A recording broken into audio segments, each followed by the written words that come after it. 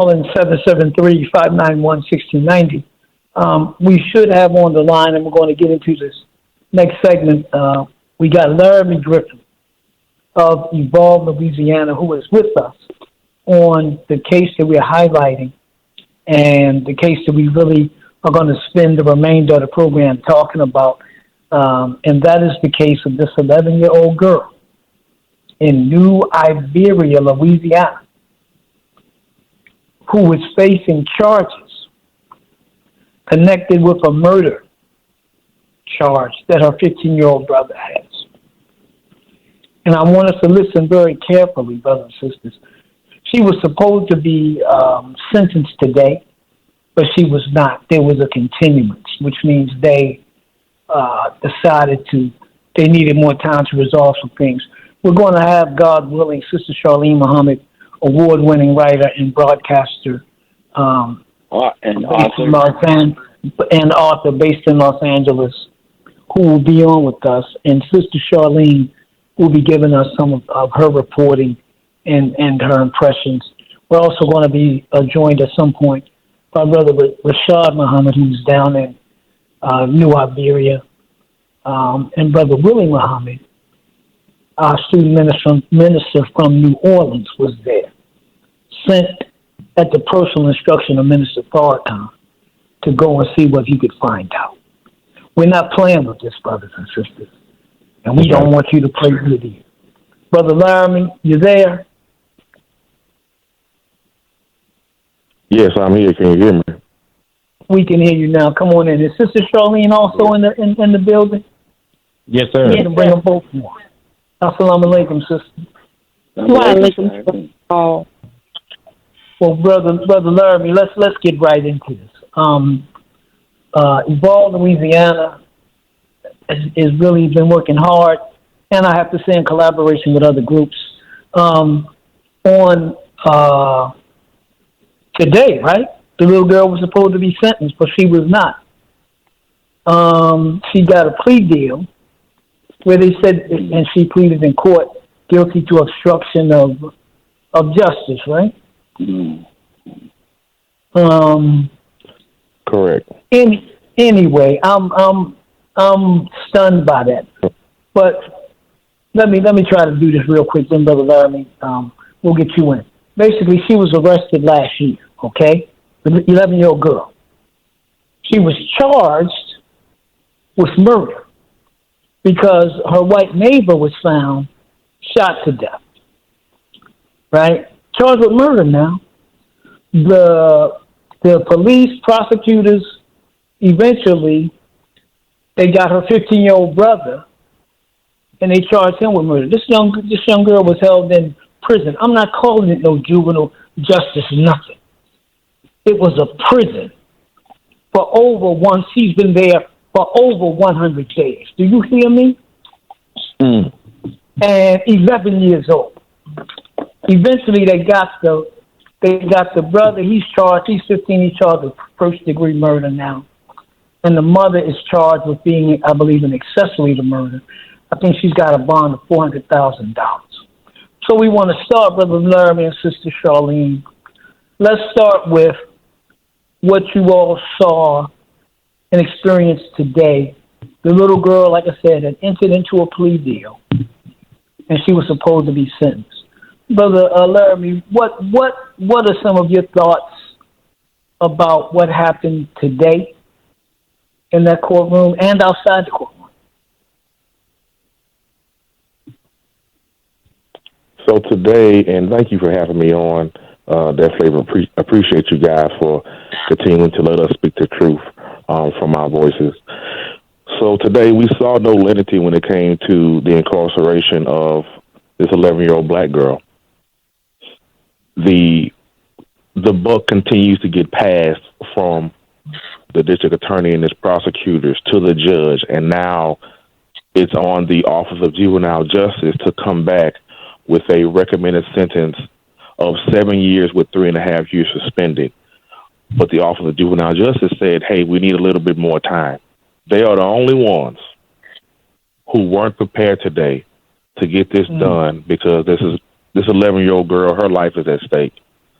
And she's way too young. She's 90 pounds soaking wet, 4 feet tall, and really, really not fully understanding what is going on, what is happening.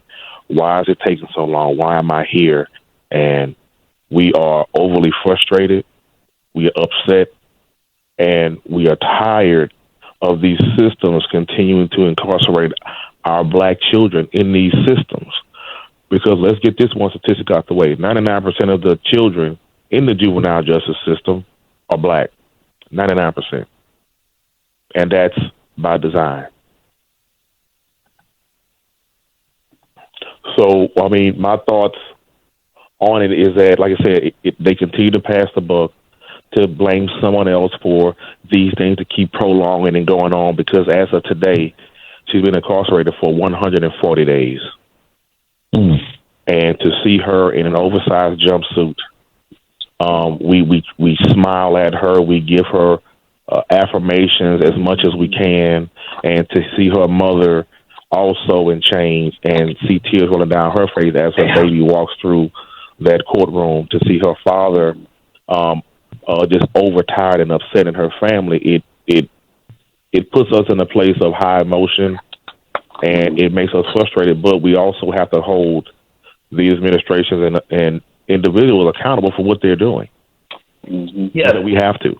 And we believe that she's being used in this light because of our current governor and his so-called push for this so-called crime bill section that he pushed through, that is not going to help anyone, that is just going to further and cost taxpayers more money to keep people incarcerated, but with no help, no prevention whatsoever. And we are furthering our cause to hold them accountable.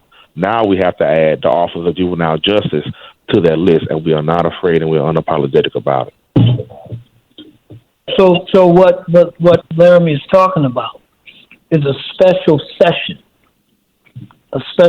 on crime that was convened by Governor Jeff Landry, right? Because right now, a Republican supermajority is controlling the whole entire Louisiana legislature. That means they can do whatever they want. And I'm not saying that the Democratic governor was better, but in what Jeff Landry has done, he has really rolled back even changes that were adopted under John Bell Edwards that reduced Louisiana's rate. Louisiana was like leading America in the prison population. So one of the things that Laramie has talked about, and one of the things I've read about, is that, and I want to deal with children, Louisiana will lower the age to be considered as an adult, sending all 17 years old to adult court regardless of crime.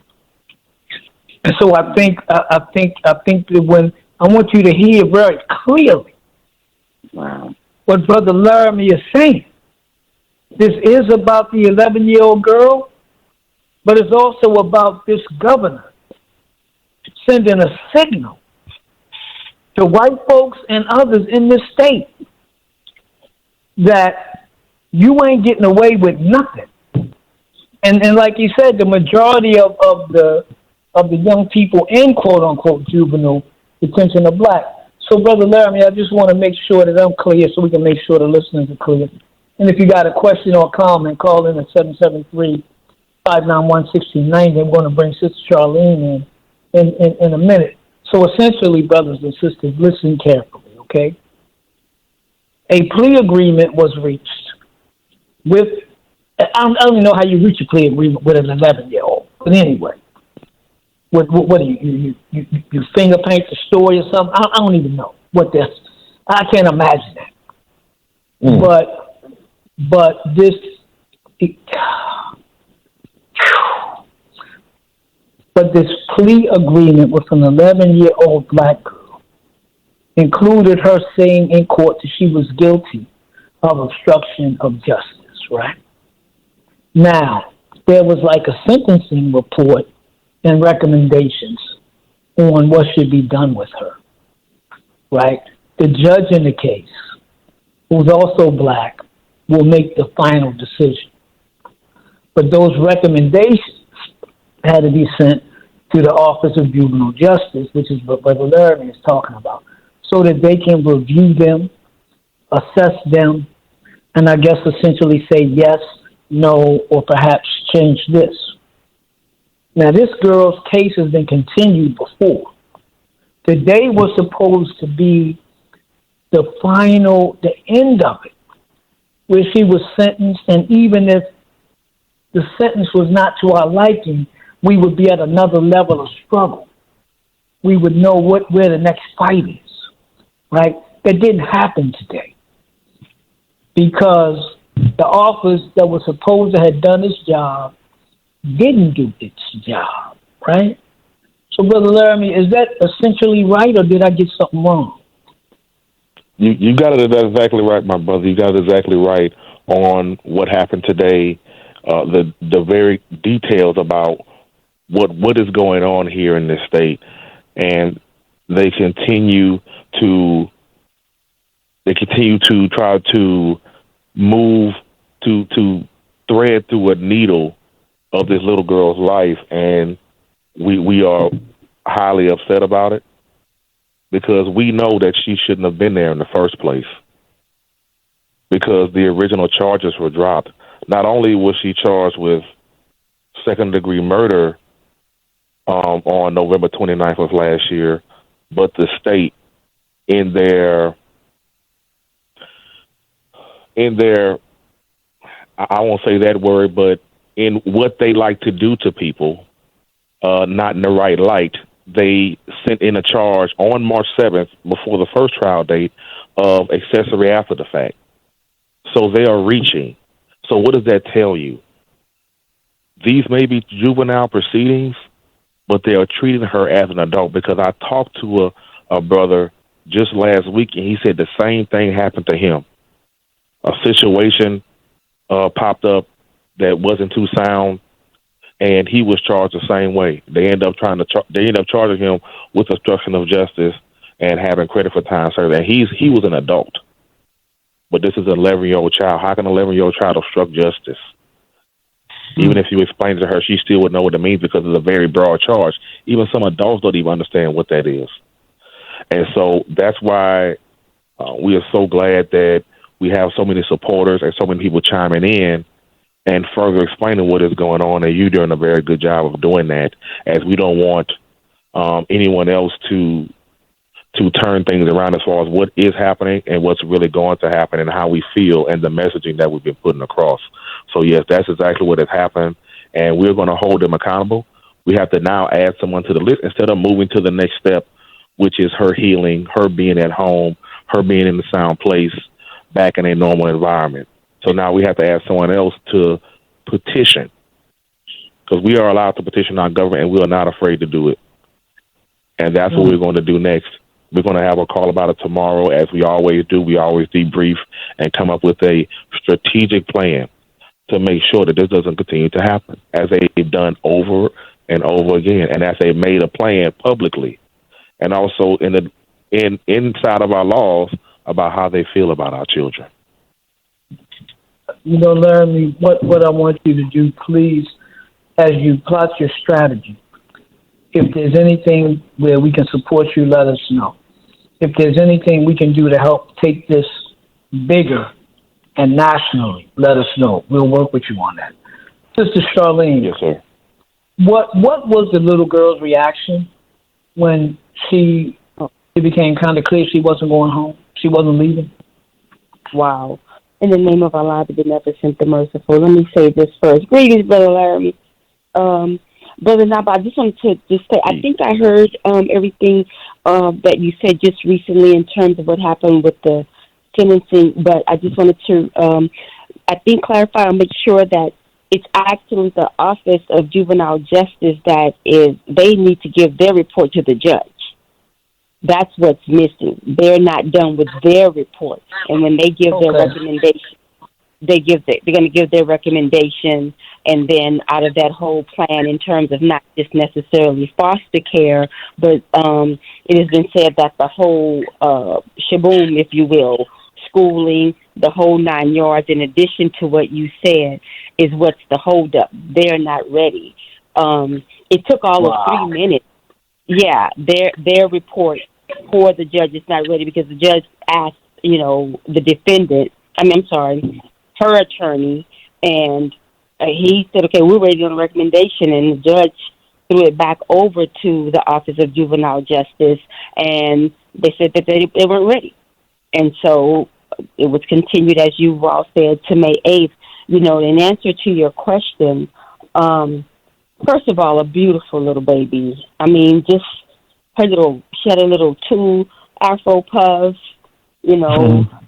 was in oversized green. As a matter of fact, I was looking so intently at the entire scene.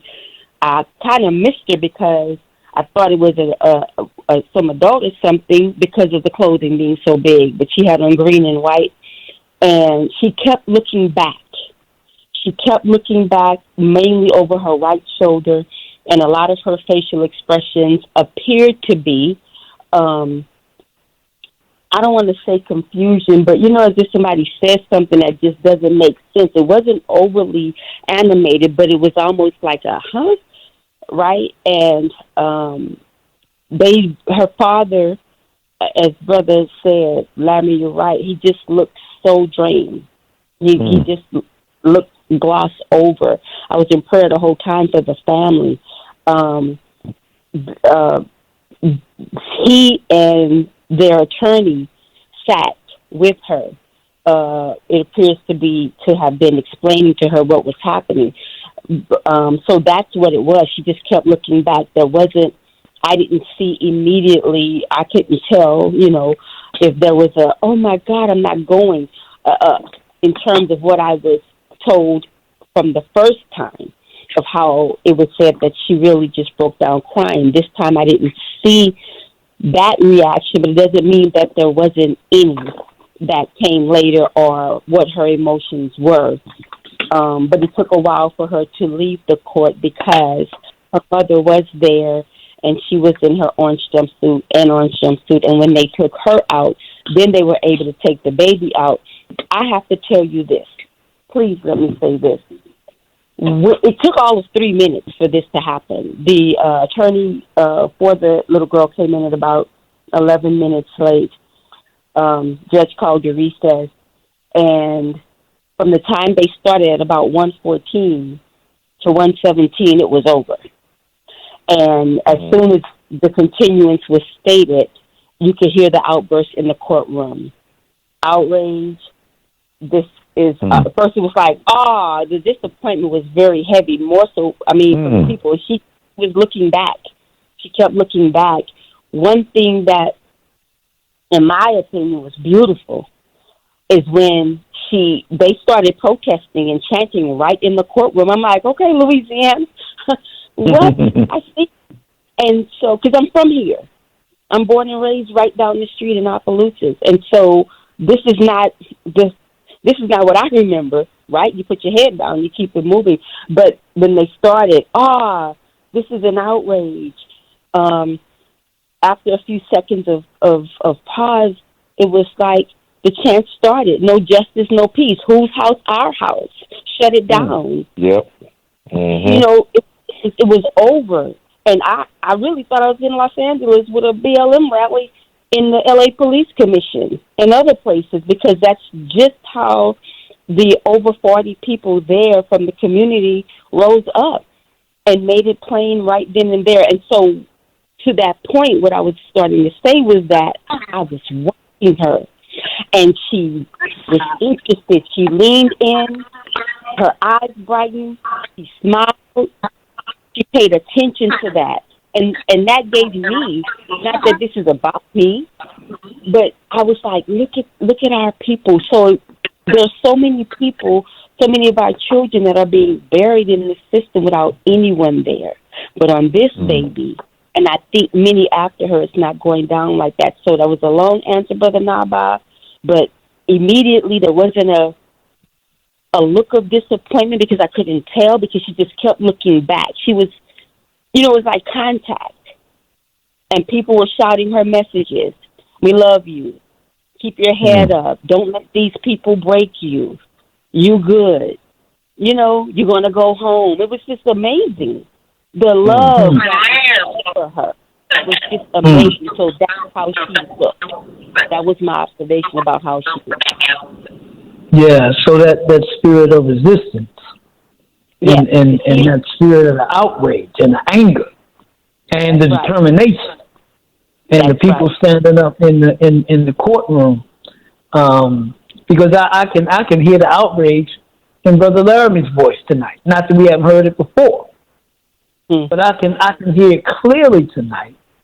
And this is why, brothers and sisters, we have and we will continue to follow this case. We ain't giving it up. We're not walking away from an 11-year-old girl and her 15-year-old brother and their mom. Brother Laramie, go ahead, sister. Go ahead. If I may, please, pardon me. She nodded. Feel free. Go ahead. She nodded as she was being walked out, toward the door before she exited. People were telling her, keep your head up. What some of the sisters in the community, what some of the brothers in the community were saying to her, she was nodding affirmatively, like, okay. She was, and I just have to say that her grandmother's sister just broke down in the courtroom. Several of the family members live 2 hours away. So when they got there, the proceeding was over.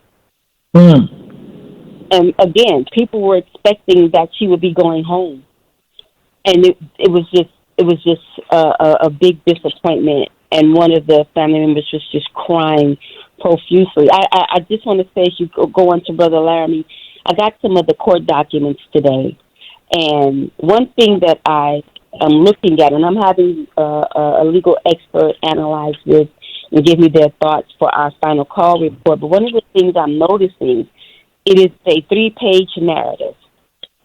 And on the second page, which is about maybe 4 or 5 paragraphs, very long, there's so much conversation about who said what. So much implication in this police narrative from this investigator.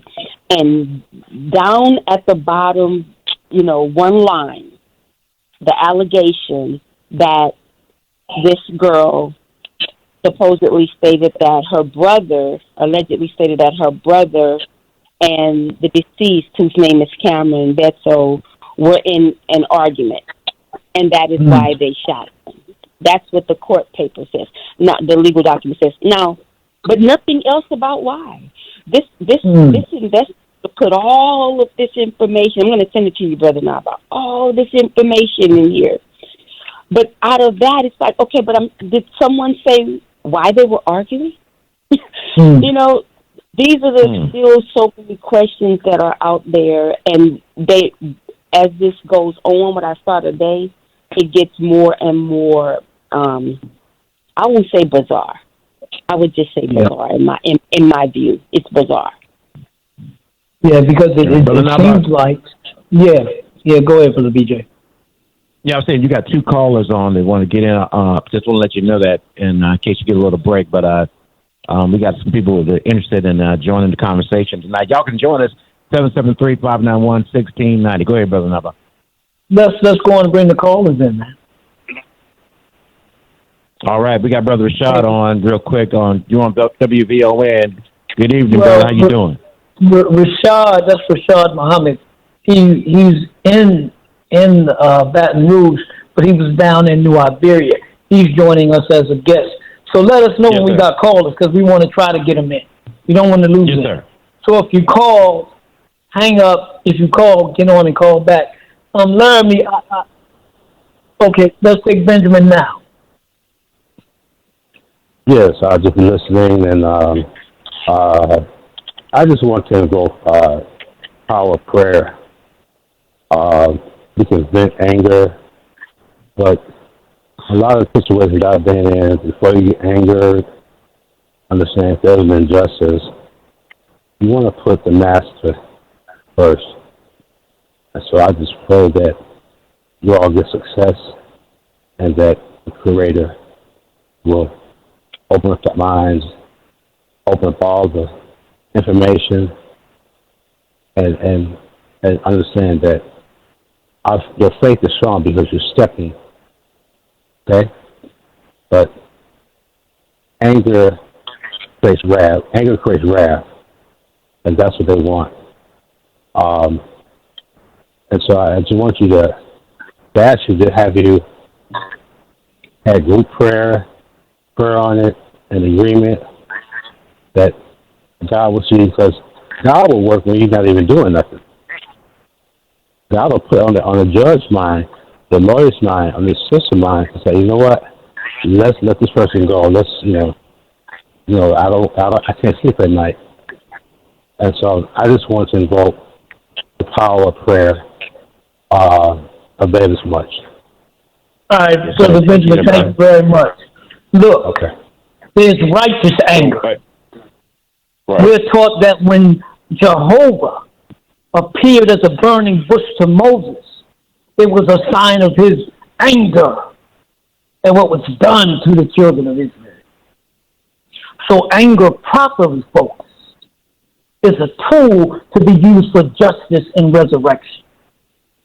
You better read about the Messiah, the Christ is coming back. When you read about him coming back in Revelation at the head of a horde of angels, guess what he got in his hand? He got his sword, and it's dripping with blood.